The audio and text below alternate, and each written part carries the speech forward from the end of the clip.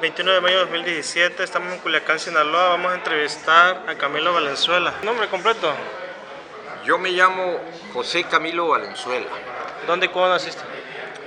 Yo nací en un poblado que se llama Buen Retiro, del municipio de Guasave, de la Pacifiquista, Sinaloa.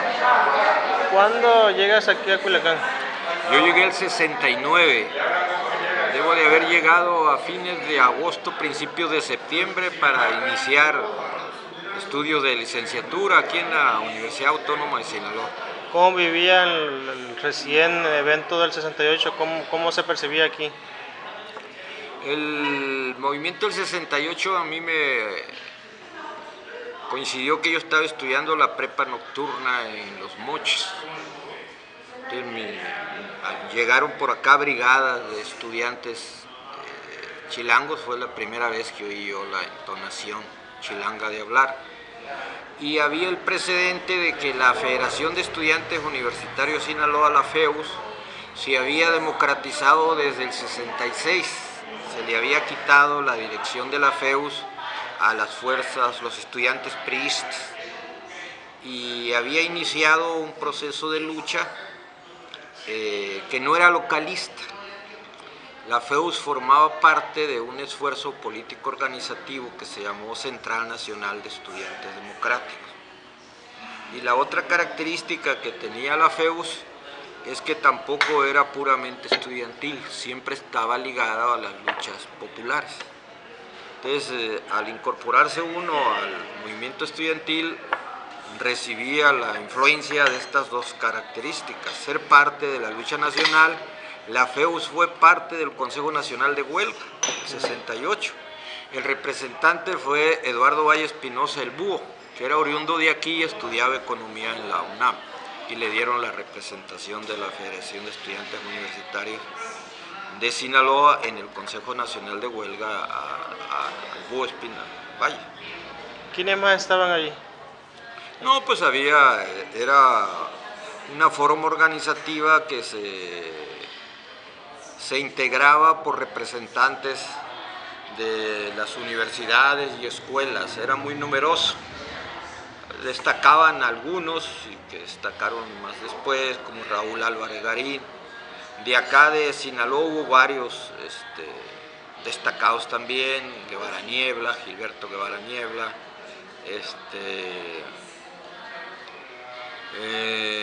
Osuna era de por Escuinapa, Epitacio creo que llamaba, no, era Osuna, que era filosofía y letras, era el Pino Martínez. Había de aquí de Culiacán un chavo estudiante de apellido japoneses, no me acuerdo su apellido, estuvo preso también. De acá de Sinaloa hubo una representación importante en el Consejo Nacional de Huelga. ¿Esto es en la etapa de la reforma universitaria? No, es la etapa del movimiento del 68, Ajá. Que se conforma el Consejo Nacional de Huelga y se desarrolla como el comité de lucha en sustitución de las formas organizativas que venían de atrás, que eran comités ejecutivos. Entonces, en lugar de comités ejecutivos se desarrolla la forma de lucha la forma organizativa llamada comité de lucha, que eran representaciones por grupos, ¿no? Que además el grupo los podía cambiar, no permanecían. Entonces era una forma más participativa de organizarse. La etapa de la reforma universitaria, ¿cómo la vives? Ah, ¿te refieres a acá? Cuando yo llego estaba iniciándose el cambio de rector. Había estado de rector Monjaras Buelna, un abogado prestigiado de acá de Sinaloa, que en su juventud había sido comunista, de la juventud comunista, y tenía un pensamiento progresista y de avanzada, que había coincidido con el avance en la democratización de la Federación de Estudiantes Universitarios de Sinaloa. Entonces, en ese marco se empuja un proyecto de ley que aprueba el Consejo Universitario y se le manda al Congreso del Estado, y en ese proyecto de ley iba la idea del autogobierno. de que desapareciera la Junta de Gobierno y que fueran los propios universitarios los que eligieran al rector, y a su vez en las escuelas fuera electo quien dirigiera cada escuela por la base estudiantil y los profesores y trabajadores de cada escuela. Entonces, cuando yo llegué, esa iniciativa estaba, e iniciando el año empezó la actividad promovida por la dirección de la FEUS, que en ese entonces encabezaba Liberato Terán Holguín. Liberato Terán Holguín fue el segundo dirigente político de masas de la FEUS. El primero fue Jesús Jacobo Michel, el Hitler. Liberato ya era un liderazgo más ideológico, más político, se reflejaba el avance del movimiento, y entonces se abrió el debate exigiéndole al Congreso del Estado que aprobara la ley. Como Monjarás se le venció su plazo, ya debía de entregar, tenía el secretario de la universidad, el secretario general de la universidad, a un cuate que se apellidaba Miguel, me acuerdo el nombre, que era priista. Entonces Monjarás Buelna, antes de que se le venciera el periodo, lo renunció para que no entregara la universidad a quien nombrara la Junta de Gobierno, como una medida más para presionar para que se aprobara el nuevo proyecto de ley orgánica que establecía el autogobierno. Entonces, esto, cuando llega la renovación, se vive una situación de inquietud estudiantil y del magisterio y todo eso, queriendo esa ley. En lugar de aprobar la ley, la Junta de Gobierno nombra rector a Gonzalo Armienta Calderón, que tenía muchos años en el Distrito Federal, no tenía presencia, nada que ver con la Universidad Autónoma de Sinaloa, y ahí se detona el movimiento. La primera huelga, que duró 6 meses, contra la administración espuria de Armienta Calderón, ¿no? Tomamos el edificio central, las prepas en todo el estado entraron en lucha. La administración de Armienta Calderón se vino a establecer enfrente, aquí por la Rosales, enfrente de donde estaba la Policía Judicial del Estado, por donde está Radio UAS o la Escuela Libre de Derecho. Ahí se viene la administración porque el movimiento universitario los expulsó. Entonces yo participo en ese proceso. Primero salí electo parte de los consejeros de la Escuela de Contabilidad, yo estudiaba ahí, al Consejo de la FEUS. Y yo vivía en la casa del estudiante Rafael Buelna, ahí llegué a vivir junto con muchos otros estudiantes parias, ¿no?, que éramos, y ahí pronto era parte de la dirección de la Caja del Estudiante. En medio del movimiento tuvimos que quitar a quien había quedado de presidente, la primera vez que se eligió una dirección de la Casa de Estudiantes, antes la designaba la FEUS, lo tuvimos que quitar y yo quedé al frente de la Casa del Estudiante como presidente del comité directivo de esa casa, de la Caja del Estudiante Rafael Buelna, que era una casa de mucho activismo político. Entonces, en ese movimiento de huelga contra la imposición de Armienta Calderón, en Semana Santa se acordó hacer caravanas hacia las playas, pues la raza se iba hacia las playas, y nos quedamos un grupo reducido de guardia en el edificio central. Ahí el gobierno tomó la decisión de tomar el edificio central, vía policías y porros.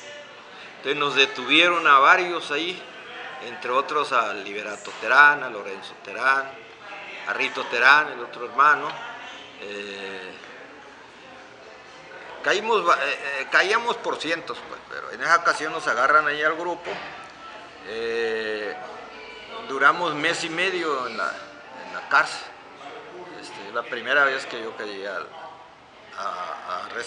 pasé a residir en Aguaruto, ¿no? Entonces, ya mi participación empezó a ser creciente. Ahí antes de que sean desalojados, ¿qué actividades hacían? ¿Cómo era la vida cotidiana? El movimiento desplegaba una labor de propaganda y de información a las ciudades, a las comunidades, ejidos, cooperativas. teníamos una gran capacidad de brigadeo, o sea, mucha participación de la base estudiantil. Brigadeábamos, a las escuelas se les adjudicaban colonias y las brigadas de las colonias recorrían las calles casa por casa, informando. ¿Y qué informaban? ¿Qué decían? Pues informábamos la lucha que estábamos dando, porque queríamos que la Universidad de Sinaloa ya no fuera dirigida por rectores y directores designados por el gobierno, a través de la Junta de Gobierno, que queríamos que hubiera autoridades y directores electos por nosotros para que pudiera desarrollarse más educativamente, culturalmente la Universidad de Sinaloa, formara mejor a las estudiantes y estudiantes, cambiar planes de estudio que eran planes de estudio pues que justificaban el orden imperante a los gobiernos priistas dominantes desde hacía muchas décadas. Entonces el movimiento estudiantil mostró una gran capacidad de información y de discusión con la gente y despertó una gran simpatía. Entonces habían como brigadas. Era un brigadeo masivo. ¿Y la gente cómo respondía? ¿Qué decía? En general el movimiento despertó una gran simpatía, había inconformidad y hartazgo. Y en aquel entonces ser estudiante a los ojos de la sociedad eras como un componente privilegiado de la sociedad, era su futuro de la sociedad, así te veían como el futuro. Se acostumbraba a los descuentos en el transporte, o sea, había manifestaciones de la sociedad de que se valoraba a la juventud que hacía esfuerzos por estudiar y prepararse. ¿Había mujeres en el movimiento? Desde luego, ya las universidades habían empezado a masificarse. Habíamos empezado a arribar estudiantes de origen popular, hijos de campesinos, de pescadores, de asalariados, etc. Antes era muy elitista, era muy reducida, entonces estábamos llegando estudiantes de origen popular, la universidad se estaba masificando, ¿no? Y entre esos cambios una creciente presencia de mujeres. ¿Y quiénes serían? De estudiantes mujeres, ¿no? Había muchísimas compañeras. Ya tendencia que ha terminado por casi ser mayoría las mujeres, ¿no? Entonces las compañeras participaban en el brigadeo, en las discusiones, en toda la actividad. ¿Y acampaban, tenían tomada El edificio lo teníamos tomado, pero la FEUS y los profesores discutimos y acordamos echar a andar las escuelas. O sea, no hacer una huelga, le llamamos hacer una huelga activa. Los estudiantes de los grados de licenciatura, de los grados avanzados, les daban clases a los grados iniciales de la licenciatura, porque la mayoría de los maestros y maestras eran gobiernistas. Entonces, cuando entrábamos en lucha, pues eso no daban clases. Se quedaban algunos pocos maestros más íntegros, más valientes. ¿Quiénes serían ellos? Por ejemplo, yo recuerdo con mucho cariño al licenciado Guerra Aguiluz, de Leyes, a Salazar Trapero de la Escuela de Contabilidad, al profe Guillén, que era maestro de inglés. Incluso era común que nuestro movimiento se acercara a intelectuales, poetas y eso. Había un poeta, González, que vivía ahí por la Andrade, cerca entre Buelna y entre Rosales y Ángel Flores. Él se incorporaba y en nuestros mítines, entonces los poetas tenían voz, les dábamos voz, participaban, hacían poemas sobre el curso que iba teniendo el movimiento y entonces eran parte del movimiento. Había un componente cultural, de creación cultural muy importante. ¿Quiénes serían los gobernistas, los maestros que...? Es que en aquel entonces el grueso de los profesionistas o trabajaban en el gobierno o trabajaban en la iniciativa privada. Y ambos dos, como dijo Fox, eran antipopulares, vendepatrias, autoritarios. Entonces el grueso de los maestros tenían un pensamiento contrario a la lucha en defensa de los intereses sociales, nacionales y populares, ¿no? ¿Y sufrieron ustedes represión? eso que te digo de nuestra detención en Semana Santa, era marzo, si no me equivoco. ¿Cómo fue ese día? ¿Qué día fue? No me acuerdo la fecha exacta, pero que entra la policía y el ejército porque nos quedamos poco, porque el activo del movimiento estudiantil se fue hacia las playas a hacer propaganda y agitación. Entonces ahí entraron los porros de la policía, nos detienen. De los detenidos nos separan a unos pocos y nos dan una calentada, como se dice acá. Nos pegan unas madrizas, pues, tratando de quebrar nuestra decisión de lucha. Algunos compañeros, después de esas madrizas que nos dieron, se ablandaron. Pasaron a jugar un papel ya no de dirigente, de activista, pero otros nos afirmamos en nuestras convicciones y al contrario, profundizamos nuestra decisión de lucha y buscamos además formarnos teóricamente, estudiar ciencia política, marxismo, historia, etcétera, etcétera. ¿Cómo lo hacían? ¿Quién les daba la lectura o ustedes solos? En general, en mi caso y la raza de la Caja del Estudiante, era muy autodidacta. Armábamos círculos de estudio, discutíamos permanentemente en la FEUS, en la Caja del Estudiante.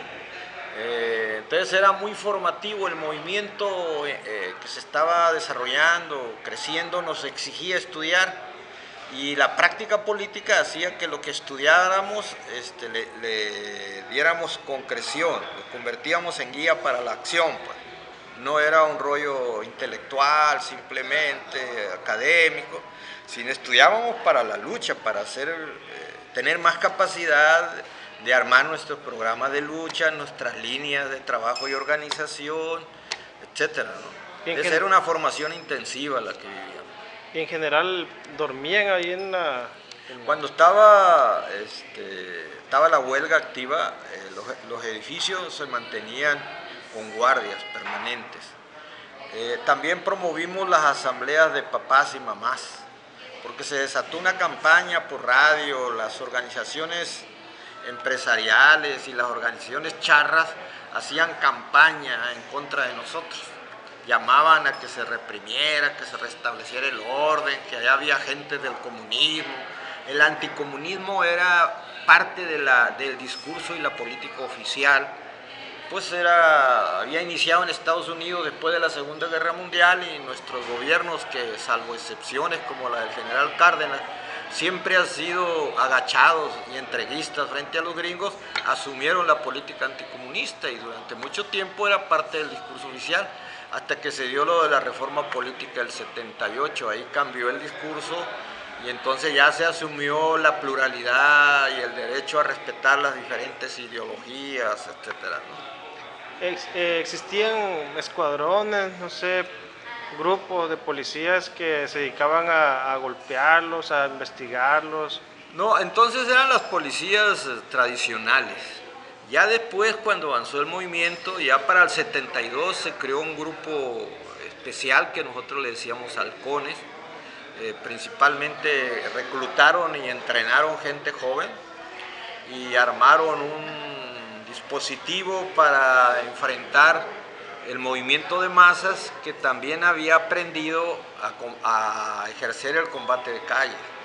Entonces nosotros decíamos los halcones, por ejemplo, adecuaron carros safari de la Volkswagen como para lanzar bombas lacrimógenas, etcétera, de manera automática, todo un dispositivo. Y ese cuerpo de porros, pues entrenado, todo usaba macana, golpeadores, escudos, todo un grupo antimovimiento, que popularmente se le llamaba antimotines, como una manera de desprestigiar las luchas sociales al calificarlas de motines, cuando eran movimientos que podían durar meses y decían que era un motín. El motín, pues la característica es una explosión espontánea que dura un tiempo, baja el ánimo y por lo común se desactiva, ¿no? Estos eran movimientos sostenidos que además ya empezaron a dejar de reducirse a la universidad. El movimiento estudiantil se ligó a la lucha urbana contra una ley de catastro, 69, una activísima participación del movimiento de masas popular. Se ligó a la lucha agraria por la tierra, Sin igual la lucha de trabajadores asalariados urbanos y rurales por sus derechos frente a los sindicatos charros, fantasmas, etcétera, que ahora pues se han multiplicado, que siempre viven con tales cuotas a los trabajadores sin haber ejercido ningún papel para defender los intereses como clase trabajadora, ¿no? Y pues ahí han surgido muchos ricos, ¿no? Aburguesados de eso, desde entonces. ¿Y qué otras acciones recuerdas antes del 72, antes de abril del 72? Pues después de esa huelga a nivel universidad... En ese periodo, antes del 72. Por eso, después de esa huelga del 70, nos imponen, cuando a nosotros nos agarran presos en Semana Santa, cuando regresa la gente de vacaciones se organizan y retoman el edificio central, a pedradas, garrotazos y algunos con plomazos también, arman a los policías, les pegan una madriza a los porros, etcétera, etcétera. Entonces el movimiento empezó a mostrar capacidad para enfrentar las medidas represivas. Esto es importante señalarlo porque el 72 ya es otro momento, pero el movimiento ya venía gestando una reacción de radicalización frente a la cerrazón y la actitud represiva del régimen, ¿no? Entonces, después de esa retoma de la universidad, el Estado amenaza con meter el ejército. Y además presiona a la raza que era dirigente para o se va al exilio o se fueran del Estado o la posibilidad del entierro o el encierro, ¿no? Entonces mucha raza que tenía roles de dirección se fue. Ahí entramos una nueva camada, que no éramos las cabezas principales y empezamos a jugar roles principales. Fue mi caso. Entonces, después de que nos impusieron la armenta, con la amenaza del ejército, se estuvo sosteniendo una resistencia en la universidad, discutiendo salón por salón, escuela por escuela, cuestionando la imposición, promoviendo que no se resignara la base estudiantil y que la sociedad que simpatizaba con nosotros supiera que la lucha seguía, que no nos íbamos a rendir. Entonces ya acercándonos a fines del 71, se dan una serie de incidentes. Conmemoramos el aniversario de la muerte del Che, a principios de octubre, 8 de octubre si no me equivoco, y en el mitin que teníamos aquí en Catedral, los porros atacaron el mitin, golpearon gente, en fin. Entonces a partir de ese incidente se reactiva el movimiento y nos volvimos a plantear ir a huelga. Y volvimos a sacar a Armienta Calderón de la universidad, antes en los últimos meses del 71, y empezó otra vez a reorganizarse, por un lado las clases, pero también a reorganizarse el brigadeo masivo, a ejidos, asambleas ejidales, a cooperativas, a las colonias, etcétera, y a hacer movilizaciones de masas. El movimiento estaba extendido, donde había preparatorias, había movimientos, Moche, Guasave, Guamuchil, Mazatlán, etcétera, etcétera. Entonces el movimiento también tenía una mayor simpatía, porque en ese año de fines del 70, los últimos meses del 71, había crecido la lucha por la tierra, había también avanzado la lucha de los trabajadores de la construcción, de los distribuidores de cerveza y refresco. Antes aquí se producían cerveza y se producía refresco, aquí en Sinaloa. También había industria de productos del mar, en fin, ingenios, en Costa Rica, El Dorado, Nabolato, Los Mochis.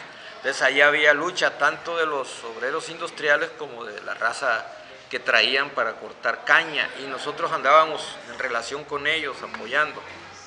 Entonces, cuando estalla la huelga de fines del 71, el movimiento tenía mucho más madurez para propagandizar, para informar.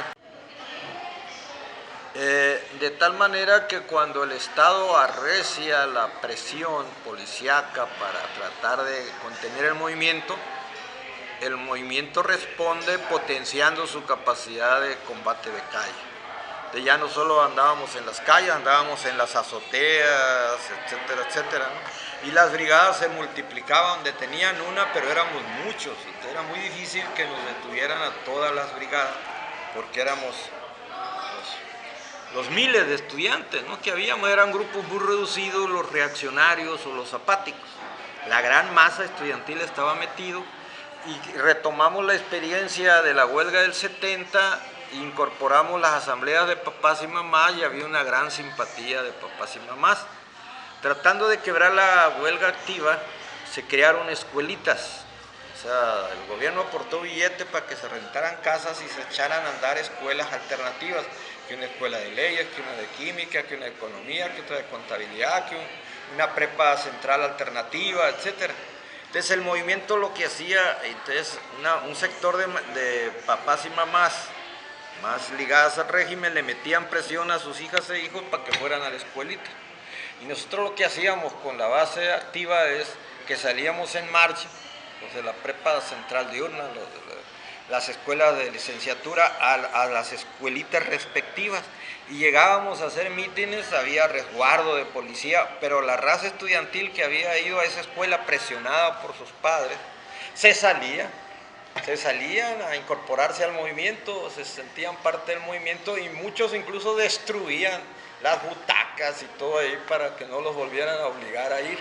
Entonces era un movimiento que ya no podían derrotar, porque la base estudiantil, por más presión que le metían, no se desactivaba. Y la simpatía del pueblo en nuestras movilizaciones crecía, porque nuestro brigadeo era masivo, y la campaña de radio y de difamación a través de las organizaciones charras y empresariales era nulificada totalmente por nuestro brigadeo informativo y de discusión con la gente, ¿no? Entonces llega un momento en que el Estado intenta tronar al movimiento y lanza una represión, una movilización, y ya dispara. Entonces ahí mueren una compañera y un compañero prepos, María Isabel y Juan de Dios, y eso enardece más el movimiento. Ese día, ¿cómo lo viviste? ¿Dónde estabas? Yo estaba aquí en las movilizaciones, aquí por las Rosales. ¿Cómo te enteraste? ¿Qué estabas haciendo? No, estaba pues dirigiendo, yo era ya el principal cabeza de la Federación de Estudiantes Universitarios de Sinaloa. Entonces estábamos a la cabeza del movimiento, actuando con ellos. Entonces cuando mueren María Isabel y eso, pues la raza se congrega, se desata un estado de ánimo de encabronamiento extremo. Entonces nuestra labor era calmar el ánimo de la raza, hacerlas que pensaran y que no actuaran simplemente por estado de ánimo, continuar con los planes de acción, con los contingentes por escuela, y dentro de cada contingente organizados de a 50, para tener capacidad de dispersarnos y reconcentrarnos, y que no nos pasa eso que ahora se da, que se le llama encapsular, ¿no? Entonces en aquel entonces era, por ese nivel político organizativo que alcanzamos, no les era fácil encapsular, ¿no? Teníamos capacidad de dispersión, de generalizar las acciones y volvernos a concentrar. Había un nivel político organizativo avanzado con un gran apoyo popular, se formaban vallas cuando había represión y la gente entraba en choque, se formaban vallas de gente alrededor de esto, echándole de la madre a los policías, se iban frente al gobierno estatal a pegar de gritos, a condenar la represión. Entonces, cuando mueren María Isabel y eso, el régimen entendió que ese movimiento no lo podía derrotar más que con una masacre generalizada. Y entonces decidió hacer renunciar a Armienta, aprobar la ley orgánica, aceptar que va a aprobar la ley orgánica, y plantea que nombremos un rector interino. Y nos propone una terna, entre ellas un doctor Acedo, que era el director de acá, un centro médico, encargado de atender a la gente con lepra, que Sinaloa históricamente ha sido los estados donde se padece más la lepra. Entonces un tipo de pensamiento progresista, muy ameno, muy en el sentido del humor. Entonces el Consejo de FEUS discute, el Consejo de la FEUS era la autoridad política de más peso en la UAS, y acepta acepta entrar en un periodo, en un interinato para que se apruebe la ley y llevemos a cabo el proceso de reorganización interna de la universidad para nosotros elegir el rector en el consejo universitario. Y se abre un periodo donde se inscriben aspirantes y eso, y la FEUS acuerda su propuesta de rector, que fue Marco César García Salcido. La FEUS analiza los perfiles de los precandidatos y considera que Marco César es una persona accesible, receptiva, respetuosa y muy honesta, y que ese es el tipo de personalidad que requerimos para un rector democrático electo por nosotros y con el que podamos discutir y acordar lo que va a pasar y se va a hacer en la universidad. Entonces, ese es más o menos como llegamos hasta ahí, hasta el autogobierno, y cursamos, no me acuerdo el tiempo, si fueron 2 o 3 meses de rector interino del doctor Acedo, mientras reorganizábamos la universidad y preparábamos la elección por el consejo universitario paritario, mismos consejeros profesores que mismos consejeros alumnos. Este 72 ya se calma la masa. Cambia la dinámica del movimiento. Sí, hay nuevo rector.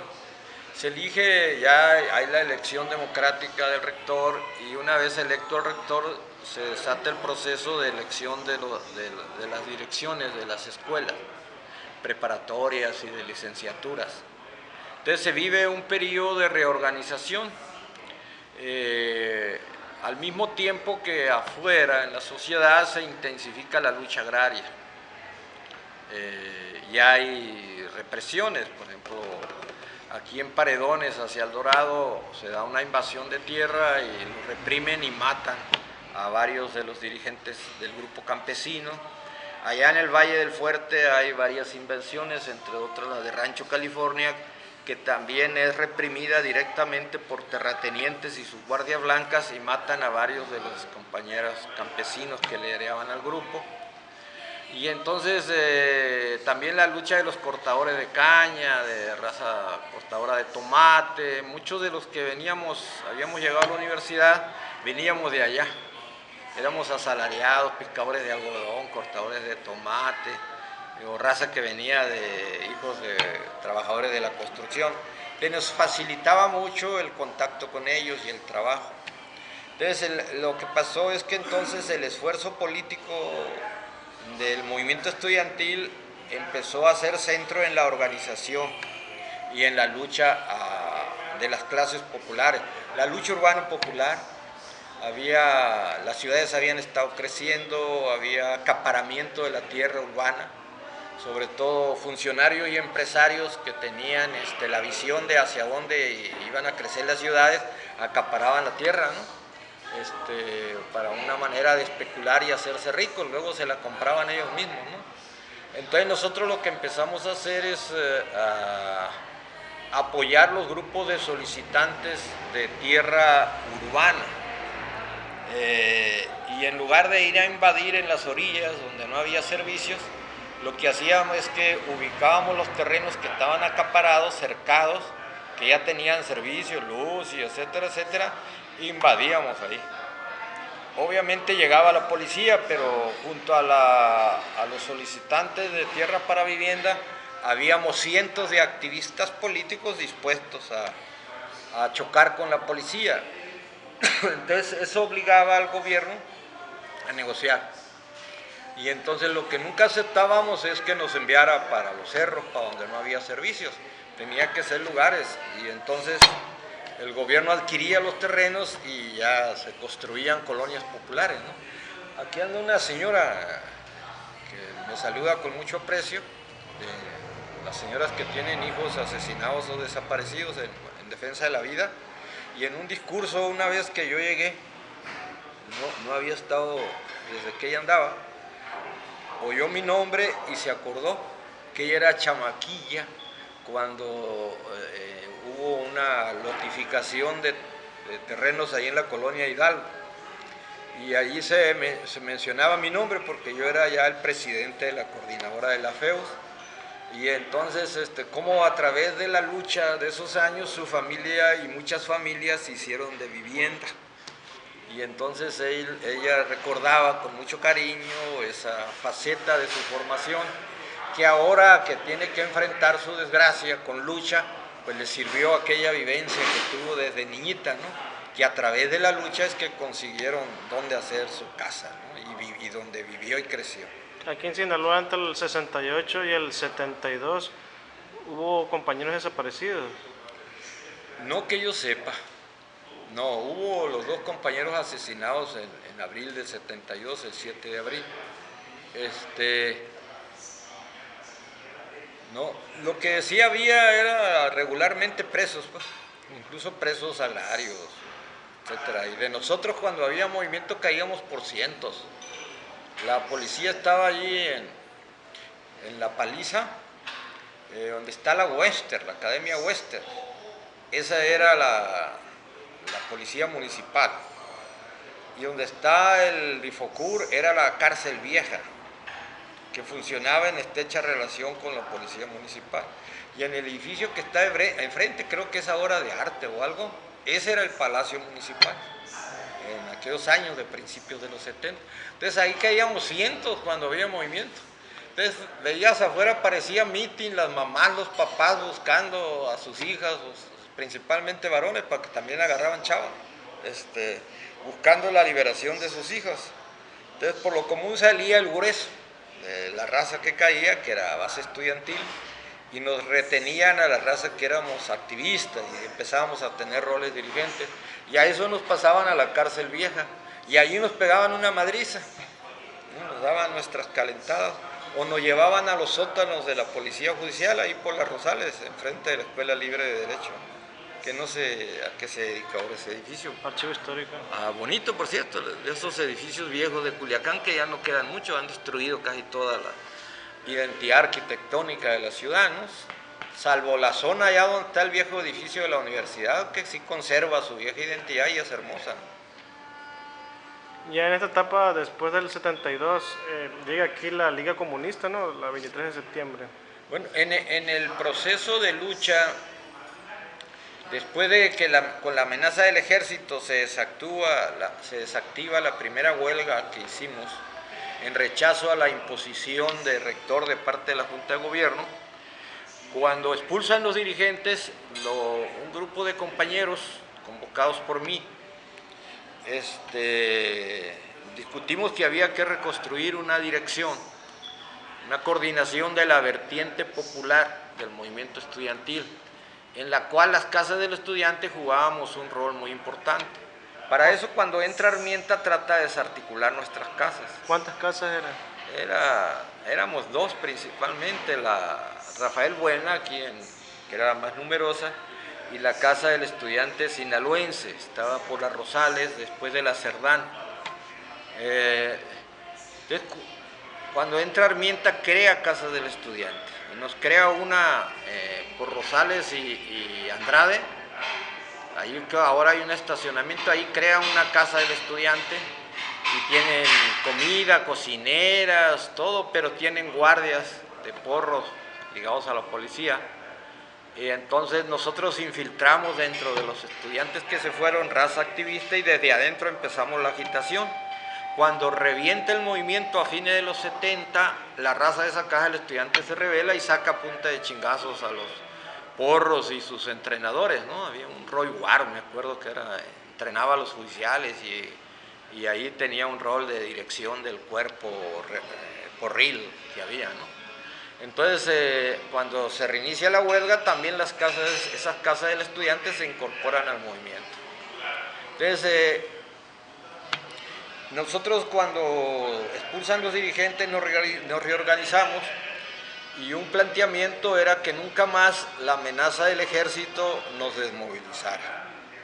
Y para eso discutimos cómo, y entonces acordamos estudiar eso del combate de calle y formar núcleos con los activistas más sólidos, más combativos en todas las escuelas, e incluso más allá de las escuelas, en los núcleos de colonias populares que se habían conformado en el movimiento, en los grupos de solicitantes de tierra, y en los núcleos de trabajadores asalariados del campo y la ciudad empezamos a construir núcleos que les planteamos que se tenían que preparar para su desarrollo político y también militar. Ahí empezamos a armarnos. Pero era un planteamiento dentro del movimiento, no era una concepción guerrillera, era una concepción de capacidad de autodefensa de los movimientos. Entonces, esa transformación político-organizativa que operamos en tiempo récord de fines de los 70, fines del 71, principio del 72, es lo que nos permite que en la segunda huelga la capacidad del movimiento para enfrentar la presión, la represión, la denuncia se potenciara. Y su fusión con los contingentes del pueblo que también estaban luchando y acrecentamos la simpatía. Cuando logramos el autogobierno empieza a nivel nacional, pues habían crecido, a partir del 68 se habían multiplicado los grupos que estaban asumiendo la lucha armada como estrategia para la transformación revolucionaria del país. Ya en Chihuahua desde mediados de los 60 y poco después en Guerrero habían surgido grupos guerrilleros, pero después del 68 surgieron ya grupos guerrilleros urbanos y de raza joven principalmente, ¿no? Entonces, dentro de esos grupos hubo algunos que se plantearon la necesidad de unificarse y se desarrolló un proceso de coordinación y discusión entre ellos que fue perfilando la idea de construir una organización armada de implantación nacional. Con ese proceso entramos nosotros en contacto. Esta estructura, pues este movimiento político de masas que tenía adentro una estructura político-militar, de núcleos político-militares. Entonces entramos en relación con ellos y nos incorporamos al proceso que desembocaría en la conformación de la 23 de septiembre. En ese proceso había discusiones porque éramos grupos que teníamos diferentes historias. Algunos desde los 60 venían de la Liga Comunista Espartaco y desde los 60 habían estado tratando de construir grupos guerrilleros. Habían venido pues, tratando de aprender el arte de la lucha militar, la lucha armada. Otros se habían conformado más recientemente de la decisión de la Juventud Comunista y algunos miembros del Partido Comunista, y con ese proceso nosotros nos relacionamos y empezamos a ser parte de ello. Ahí debatíamos, porque nosotros éramos un movimiento político-social de masas, traíamos una experiencia de movimiento de masas que algunos otros de los grupos que estaban ejerciendo o enrutados en la lucha armada también se habían formado en movimientos de masas, en Chihuahua, en Monterrey, etc., en el mismo DF, pero otros no traían tanta esa experiencia. Entonces, en ese proceso que íbamos de coordinación y discusión, yo caí a la cárcel el 72, en octubre, porque después del triunfo en la universidad se potenció el ánimo de la lucha popular y empezaron a surgir movimientos. ¿Y seguías en la FEUS? Sí, yo era el presidente de la coordinación de la FEUS, y además era el principal dirigente de esa fuerza política, social y militar que empezamos a conformar después de que la primera huelga se levantó por la amenaza del ejército. Claro, estamos hablando de gente que no teníamos mucha experiencia, ni personal, ni política, y desde luego una insuficiencia en nuestra formación teórica. Yo había llegado el 69 a la lucha político-social. Estamos hablando de menos de 3 años, ¿no? Porque yo caí al bote casi a los 3 años de haber llegado. De hecho, duré el doble en la cárcel de lo que estuve en la universidad, ¿no? Entonces éramos un grupo de activistas y dirigentes con escasa experiencia política y débil formación teórica. Y en los debates que teníamos con los otros grupos, pues venía raza con más tradición, más trayectoria, más formación teórica, pero nosotros defendíamos nuestro punto de vista de darle mucha importancia a la lucha y la organización política de masas. Entonces, con mi caída al bote se debilita esta capacidad nuestra para influir en el proceso de articulación nacional. Y se conforma bueno, te decía, después de la huelga se activan movimientos, entre otros el movimiento del transporte urbano. Los choferes declaran huelga, nos piden apoyo, quieren sindicato, no tienen salario base, no tienen seguro social, etcétera, etcétera. Y nos metemos a apoyarlos a fondo. Fue un movimiento que debe haber durado unos 2 meses. Por más que hizo el gobierno por tronar la huelga, no la pudo tronar, hasta que el gobierno decidió negociar. Cuando negocia, nosotros ya habíamos empezado a asumir planteamientos de los camaradas de los otros grupos que estaban, con los que estábamos coordinando para construir una organización armada político-militar nacional. Entonces ya traíamos desviaciones izquierdistas, ya no éramos los dirigentes políticos sociales con mucha capacidad de luchar y negociar y acordar, ¿no?, conquistas, avanzar, y de ahí continuar ampliando el movimiento. Empezó a pasarse a una fase de radicalización que ya no respondía al curso del movimiento, sino a una concepción de tipo político-militar que fue la base de lo de la 23, ¿no? Entonces, después de mi caída al bote, caímos ahí 4 del movimiento. Se avanza en la unidad de la liga y ya formalizada la liga, la dirección nacional de la liga asume el mando del movimiento aquí y saca a muchos de los dirigentes. Entonces los que llegan obviamente no conocían el movimiento, ni la visión, ni la mecánica, ni todo eso. Entonces cuando el movimiento entra en una lógica de activar los combates, toda lucha convertirla en combate, bajo la idea de que se estaba en una etapa preinsurreccional y que la tarea principal era preparar a las masas para el combate y construir un ejército revolucionario. Y 2, considerar que la lucha por derechos democráticos era lucha dominada, lucha burguesa. Entonces abandonar la lucha por reformas democráticas, por derechos democráticos, que entonces que era el terreno donde nosotros nos habíamos hecho fuerte como movimiento frente a un régimen presidencialista, centralista, corporativo, autoritario, represivo y corruptor. Entonces eso hizo que el movimiento que se había desarrollado desde mediados de los 60, en un plazo de unos años, 3 años, fuera derrotado y golpeado en sus componentes centrales. ¿Quiénes eran esos otros grupos que estaban? O sea, estaba la FEUS y habían otros grupos al interior de la UAS, ¿o cómo estaba eso? Dentro de la UAS había tendencias, ¿no? Nosotros éramos la tendencia popular que fue asumiendo la dirección, que fuimos gestando una fusión con las luchas urbano-populares, rurales, de obreros, de todo eso. Luego había otra vertiente ligada a lo que después sería el PMT,